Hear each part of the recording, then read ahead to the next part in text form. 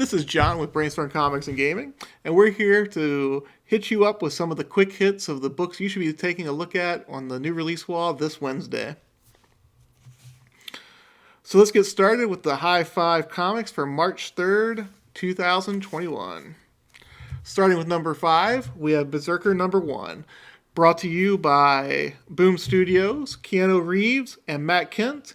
This book has a ton of hype associated with it due to the actor's attachment.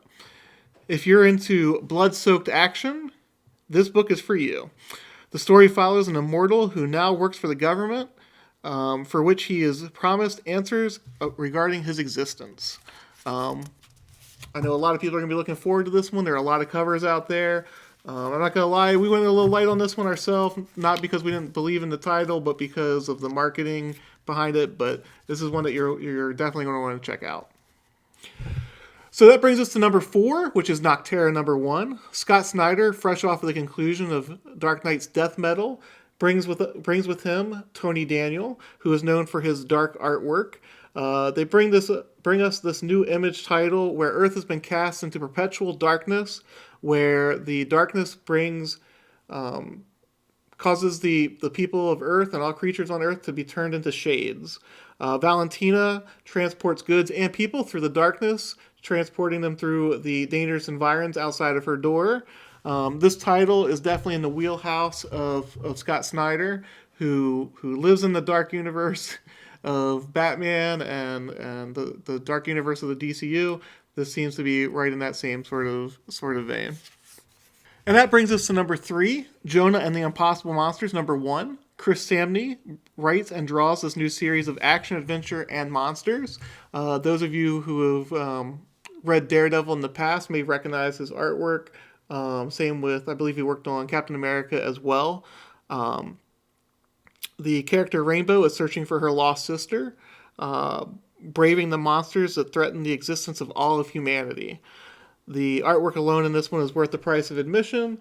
I haven't had a chance to read it yet. If I remember the solicit correctly, I believe it may be all ages. I want to verify that before I have families picking it up, though. I don't want any kids necessarily reading a book that may push the envelope a little bit.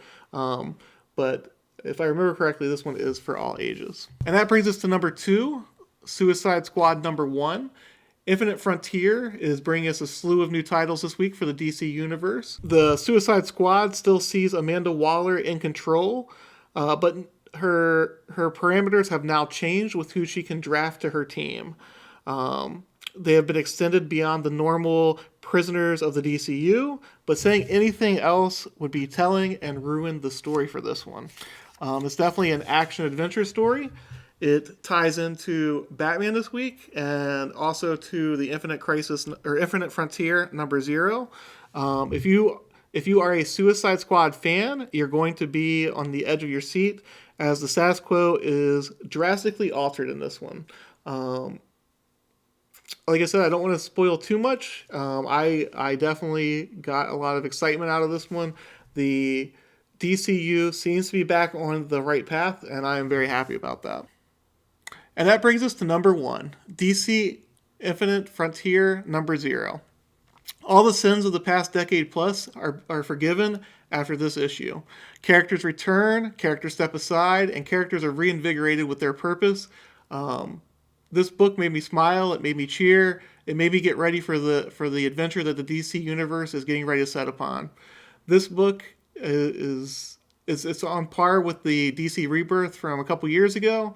I would say it's even better than that one, just because it doesn't just deal with one character like Wally West. It deals with a whole slew of characters, putting them back where they belong, putting them in the mantles where they belong, and allowing them to have a purpose that they've lacked in the last decade plus.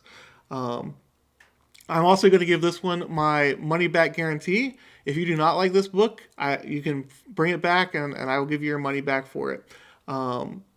This is a book that you need to read on Wednesday if you've ever read a DC book.